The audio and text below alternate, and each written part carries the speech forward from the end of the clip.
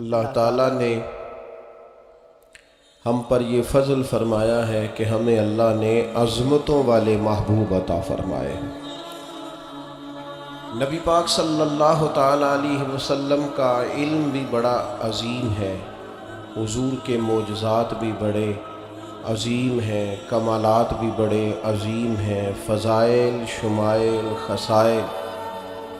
حضور کو اللہ تعالیٰ نے جس زاویے، جس سمت سے عطا فرمایا ہے تو عظیم ہی بنایا ہے، لیکن قرآن مجید میں ارشاد فرمایا کہ وَإِنَّكَ لَعَلَىٰ خُلُقٍ عَظِيمٍ، محبوب بے شک آپ کے اخلاق بھی بڑے ہی عظیم ہیں، آپ عظیم خلق پر ہیں، عظیم اخلاق کے مالک۔ ایک ہوتی ہے خلق، ایک ہوتا ہے خلق۔ خلق کہتے ہیں انسان کی ظاہری تخلیق کو، اس کی ظاہری خد و خال کو، صورت کو، اور خلق کہتے ہیں اس کے باطنی اوصاف کو، اس کی سوچ کو، اس کی نرم دلی کو، اس کے اچھے جذبات کو، اس کے خلوص کو، اس کی عاجزی کو، اس کی محبت کو، اس کی للہیت کو، اس کے باطن کے اندر جو لوگوں کے لیے اچھے جذبات ہوتے ہیں، اس کو خلق کہتے ہیں۔ اللہ تعالیٰ نے حضور کو جو خلق عطا فرمائے وہ بڑی عظیم عطا فرمائے۔ نبی پاک علیہ الصلوۃ والسلام کے اخلاق کے اندر جو کمالات تھے وہ ذرا انفرادی تھے۔ ہمارا آج جو سب سے بڑا مسئلہ ہے وہ نہ اقتصادی ہے نہ معاشرتی ہے، ہمارا سب سے بڑا مسئلہ اخلاقی مسئلہ ہے۔ قومیں، ملتیں، قبیلے جب اخلاق چھوڑ جاتے ہیں، اور جب وفاداری چھوڑ جاتے ہیں، اور جب عظمت کردار چھوڑ جاتے ہیں، تو وہ خود بخود بیک ہونے لگتے ہیں، وہ پیچھے ہٹنے لگتے ہیں۔ بہت سارے لوگ بام عروج پر ہوتے ہیں، آگے نکلتے ہیں، لیکن اپنی اخلاقی کمزوریوں کی وجہ سے وہ پستیوں کی طرف سفر شروع کر دیتے ہیں۔ انسان کے لیے سب سے زیادہ ضروری یہ ہوتا ہے کہ وہ اخلاقی مضبوطی اپنی طبیعت میں پیدا کرے۔ بہت سارے دوست لوگوں سے پیار کرتے ہیں، لیکن بعد میں جب وہ ان کا اخلاقی رویہ دیکھتے ہیں تو خود بخود پیچھے ہٹ جاتے ہیں۔ ایک ہوتا ہے دوست کا ہونا، احباب کا ہونا، ایک اپنے قریبی لوگ بھی، بہن بھائی بھی اور اولاد بھی انسان کی اخلاقی کمزوریوں کی وجہ سے اس سے پیچھے ہو جاتی ہے۔ جب تک رویے میں، مزاج میں اخلاقی بلندی پائی جاتی، نبی پاک صلی اللہ تعالیٰ علیہ وسلم نے فرمایا تم میں سے بہترین مسلمان وہ ہے جس کے اخلاق زیادہ اچھے ہیں، جس کی عادات زیادہ عمدہ ہیں، جو عظمت کردار کا حامل ہے۔ مزاج میں وفاداری ہونی چاہیے، مزاج میں خیر خواہی ہونی چاہیے۔ انسان بعض لوگوں کے لفظوں میں عاجزی ہوتی ہے، ویسے وہ عاجز نہیں ہوتے، ملتے بھی جھک کے ہیں، لیکن ویسے عاجز وہ کہتے ہیں میں نے شیشے میں اتار لیا ہے، میں تیز آدمی ہوں، دیکھا میں نے اس کو بھی قائل کر لیا ہے۔ وہ لفظوں کے لحاظ سے، جھکاؤ کے لحاظ سے عاجز ہوتے ہیں، فی نفس سے ہی عاجز نہیں ہوتے۔ کچھ لوگ جملے کے لحاظ سے، اٹھنے بیٹھنے کے لحاظ سے، آؤ بھگت کے لحاظ سے خدمت گزار ہوتے ہیں، ویسے وہ خدمت گزار نہیں ہوتے۔ کچھ لوگ ایسے ہوتے ہیں جو اچھے جملے ترتیب دے کے کسی کو قائل تو کر لیتے ہیں، اس کو اپنی ہمدردی کا اظہار تو دلاتے ہیں، اشک شوئی تو کرتے ہیں، تسلی تشفی تو دیتے ہیں، ویسے خیر خواہ نہیں ہوتے۔ ویسے وہ بڑی اچھی دھیمی باتیں کر کے کہیں گے کہ یار کوئی مسئلہ نہیں، تو پریشان نہ ہو، تو ٹینشن نہ لے، میں تیرے ساتھ ہوں، پر نہیں نہ ساتھ ہوتے یار۔ زندگی میں وہ عجیب لمحہ تھا، وہ میرے ساتھ تھا پر میں تنہا تھا، ساتھ ہی تھا بندہ پر میں لوگوں کے ہجوم میں بھی اکیلا ہی تھا۔ اپنے اخلاقی رویے میں، خلق میں، مزاج میں، یعنی ڈھل جائے طبیعت انسان کی، اس کے رویے عمدہ ہو جائے، اور یہ کام کشید نہ کرنا پڑے اسے۔ ہمارے علماء نے لکھا ہے خلق کا معنی یہ ہے کہ اچھے کام کرنے میں تکلیف نہ اٹھانی پڑے۔ خلق کا معنی یہ ہے کہ اچھے کام خود بخود بندے سے ہونے شروع ہو جائے، وہ خود بخود اچھے کاموں کی طرف اس کی طبیعت مائل ہو جائے، توجہ ہو جائے اس کا مزاج بن جائے۔ یہ کب ہوتا ہے؟ کس وقت ممکن ہوتا ہے؟ جب آپ ہر وقت کی اخلاقی بلندی حاصل کرتے ہیں۔ نبی پاک صلی اللہ تعالیٰ علیہ وآلہ وسلم کا ایک طریقہ تھا کہ حضور کے مزاج میں اخلاق۔ بعض لوگ ایسے ہوتے ہیں جو بعض اوقات ایسی حرکت کرتے ہیں، ہوتے ہیں لوگ جو ایسی حرکت کرتے ہیں کہ سخت رد عمل کی ضرورت ہوتی ہے۔ بندے کا دل کرتا ہے نرا ڈانٹے نہ، ڈنڈا بھی پکڑ لے، کرتے ہیں بعض اوقات بعض دوست ایسے کام۔ اور پھر ایک اور بڑا خطرناک رویہ ہوتا ہے۔ آپ کو پتہ ہے اسلام نے سب سے زیادہ ناپسند کسے کیا؟ غیبت کو۔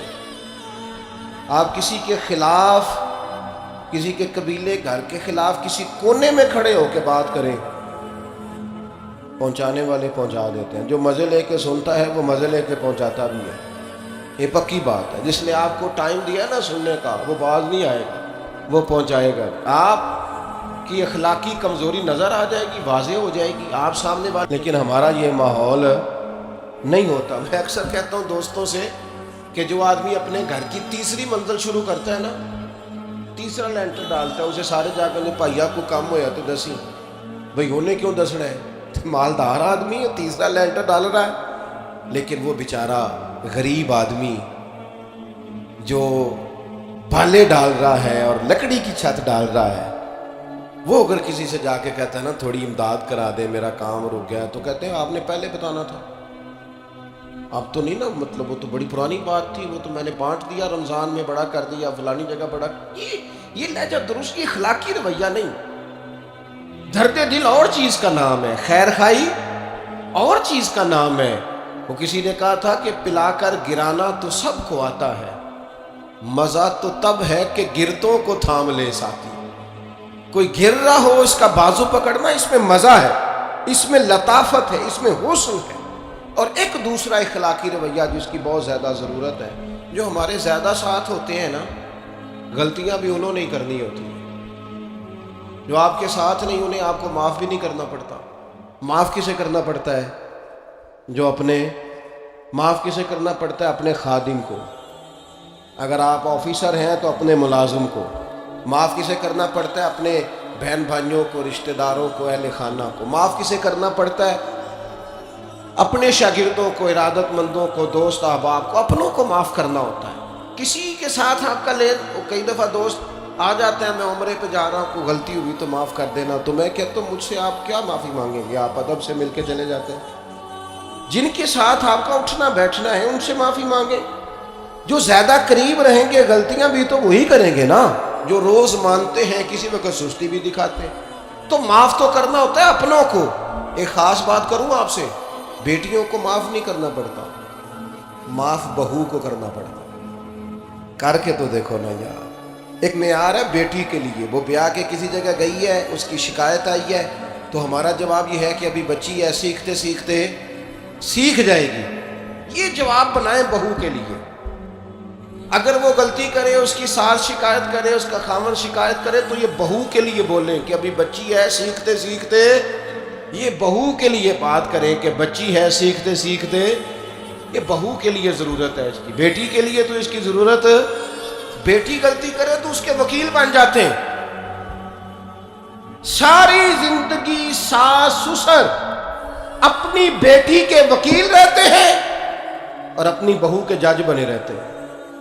اس کے لیے فیصلے سناتے ہو، اس کی وکالت کرتے ہو، یہ بیٹی نہیں کسی کی، اس کے جج بن گئے ہو، اس کے حق میں فیصلوں کا اعلان ہے، اس کے لیے وکالتوں کا اعلان ہے۔ چھ معنی دار مسلمان کا یہ اخلاقی رویہ نہیں ہوتا۔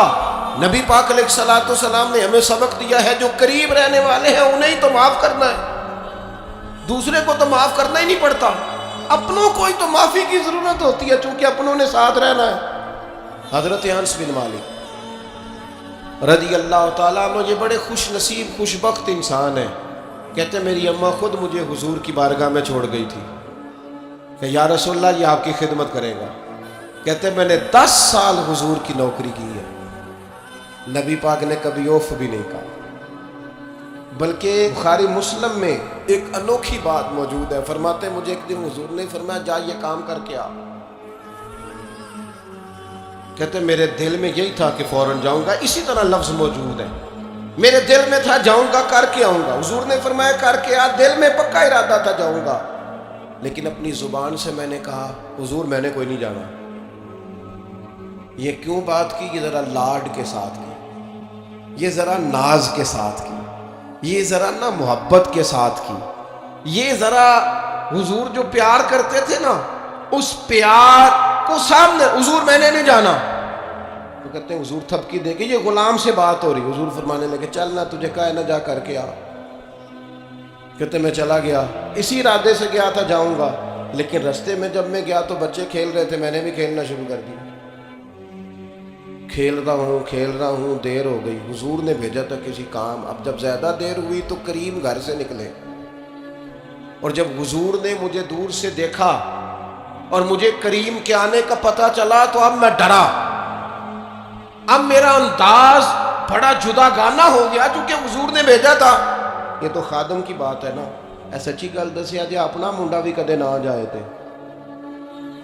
وہ تینوں میں کلیا سی, تو گیا کیوں نہیں؟